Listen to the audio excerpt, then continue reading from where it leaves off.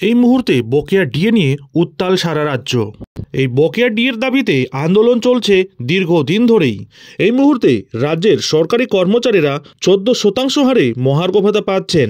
অন্যদিকে কেন্দ্রীয় সরকারি কর্মচারীরা 53% হারে ডিএ পাচ্ছেন। ফলে কেন্দ্র এবং রাজ্য সরকারি কর্মচারীদের ডিএর ফারাক দাঁড়িয়েছে এই মুহূর্তে 39%। আর রাজ্য সরকারি কর্মচারীরা সেই 39% বকেয়া ডিএর দাবি জানিয়ে আসছে দীর্ঘদিন ধরে। তবে পশ্চিমবঙ্গের রাজ্য সরকারি কর্মচারীদের বকেয়া ডিএর ব্যাপারে কোনো রেসপন্সই দিচ্ছে না মমতা সরকার। ফলে চরম অসন্তোষ এবং ক্ষোভে ফুঁসছেন রাজ্যের লক্ষ লক্ষ রাজ্য সরকারি কর্মচারীরা। এমনকি রাজ্য সরকারি কর্মচারীদের ডিএর দাবি প্রসঙ্গে রাজ্য সরকার স্পষ্ট করে দিয়েছেন ডিএ ঐচ্ছিক, অর্থাৎ সরকার চাইলে ডিএ দিতেও পারে আবার নাও দিতে পারে। আর রাজ্য সরকারের এই ধরনের মানসিকতার ফলেই একেবারে গর্জে উঠেছেন রাজ্যের সরকারি কর্মচারী সংগঠনগুলি। ফলে রাজ্যের একাধিক কর্মচারী সংগঠনগুলি একত্রিতভাবে শহীদ মিনারের পাদদেশে অবস্থিত সংগ্রামী যৌথ মঞ্চের ব্যানারে অবস্থান, বিক্ষোভ, অনশন, পেনডাউনের মতো বিভিন্ন কর্মসূচি করে রাজ্য সরকারের অস্বস্তি বাড়িয়ে দিয়েছেন। এমনকি নবান্নের সামনেও অবস্থান বিক্ষোভ করে তোলপাড় করে দিয়েছেন রাজ্য রাজনীতি। আর রাজ্য সরকারি কর্মচারীদের এই ন্যায্য এবং প্রাপ্য ডিএ আদায়ের লক্ষ্যে আইনি লড়াইও কিন্তু সাথে সাথেই চলছে। অ্যাকচুয়ালি দীর্ঘদিন ধরে কাঙ্ক্ষিত ডিএ নিয়ে ক্ষোভ অব্যাহত রয়েছে সরকারি কর্মচারীদের মধ্যে। চলছে লাগাতার আন্দোলন, প্রতিবাদ। কবে ডিএ জট খুলবে তাও সকলের অজানা। আর ইতিমধ্যে এই ডিএ মামলাটি দেশের সর্বোচ্চ আদালত সুপ্রিম কোর্টে বিচারাধীন। তবে এই মামলাটি শীর্ষ আদালতে একাধিকবার পিছিয়েছে। সময়ের অভাবকে অজুহাত দেখিয়ে 13 বার পিছিয়েছে এই মামলাটির শুনানি।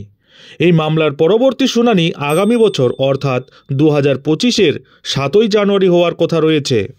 তবে এখন দেখার বিষয় আগামী 7ই জানুয়ারি এই মামলার পরবর্তী শুনানি আদৌ কী হবে। এই নিয়ে একাধিক প্রশ্নও উঠে গিয়েছে, কারণ এর আগে একবার নয়, দুবার নয়, মোট 13 বার পিছিয়েছে এই মামলাটির শুনানি। অ্যাকচুয়ালি পশ্চিমবঙ্গের রাজ্য সরকারি কর্মচারী এবং সরকারের মধ্যে ডিএ নিয়ে টানাপোড়েন আজকের না। ইতিমধ্যেই এই জল গড়িয়েছে দেশের সর্বোচ্চ আদালত সুপ্রিম কোর্টে। অনেকে আশা করেছিলেন বড়দিনের আবহে হয়তো মহার্ঘ ভাতা নিয়ে সুখবর দেবেন মাননীয় মুখ্যমন্ত্রী মমতা বন্দ্যোপাধ্যায়। তবে তেমনটা কিন্তু হয়নি। তবে এসবের মধ্যেই ডিএ নিয়ে সুখবর না দিলেও আরেকটি বড় সুখবর দিল রাজ্য সরকার। বড়দিনের আবহে ডিএ বৃদ্ধির সুখবর না পেলেও রাজ্য সরকারি কর্মচারীদের একাংশের দীর্ঘদিনের একটি দাবিতে মান্যতা দিয়েছে পশ্চিমবঙ্গ রাজ্য সরকার। আপনারা জানেন বাংলার রাজ্য সরকারি কর্মচারীদের হেলথ স্কিম রয়েছে। এবার সেই নিয়েই বড় সিদ্ধান্ত নিয়েছে নবান্ন। এই হেলথ স্কিমের অধীনে এবার আরও বেশি হাসপাতালকে যুক্ত করা হলো। রাজ্য সরকারি কর্মচারীদের একাধিক সংগঠন এই দাবিতে দীর্ঘদিন ধরেই সরব হয়েছিলেন। মূলত উত্তরবঙ্গের বিভিন্ন জেলায় কর্মরত নানান সরকারি কর্মচারীরা এই বিষয়ে একাধিকবার সরকারের দৃষ্টি আকর্ষণ করেছিলেন।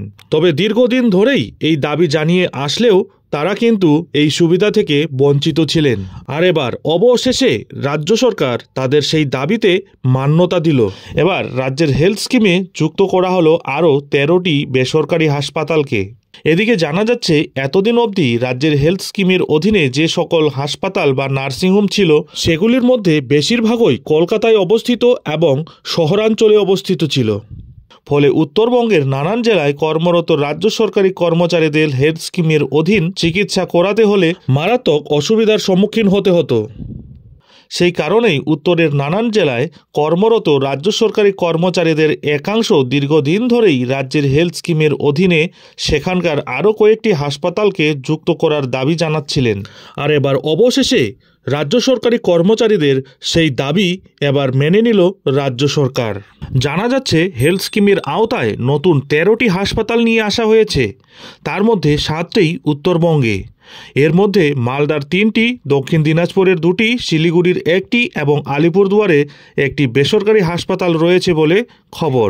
উল্লেখ্য, রাজ্যের হেলথ স্কিমের অধীন বাংলার কর্মরত এবং অবসরপ্রাপ্ত সরকারি কর্মচারীরা চিকিৎসা করানোর সুবিধা পান। রিপোর্ট বলছে এই প্রকল্পের অধীন সরকারি কর্মচারীরা নিজেদের জন্য 2 লক্ষ এবং নিজেদের পরিবারের সদস্যদের জন্য 2 লক্ষ টাকা অবধি ক্যাশলেস সুবিধা পেয়ে থাকেন। আর অবশেষে এবার সেই হেলথ স্কিম নিয়েই বড়সড় সিদ্ধান্ত মমতা সরকারের। পশ্চিমবঙ্গের রাজ্য সরকারি কর্মচারীদের জন্য এই হেলথ স্কিম লাগু করায় কর্মচারীদের পরবর্তীতে কতটা উপকার হয় তা তো সময়ই বলবে। রাজ্যের লক্ষ লক্ষ সরকারি কর্মচারী এবং অবসরপ্রাপ্ত কর্মচারীদের জন্য এই স্কিম লাগু হলেও দীর্ঘদিনের প্রতীক্ষিত ডিএ নিয়ে পরবর্তীতে সরকার কী পদক্ষেপ নেয় সেটাই হচ্ছে এখন দেখার। নজর থাকবে সেদিকে। যাই হোক, এখন এখানেই শেষ করছি। এই ধরনের গুরুত্বপূর্ণ আপডেটগুলি ঠিক সময় মতো পেতে অবশ্যই চ্যানেলে চোখ রাখুন।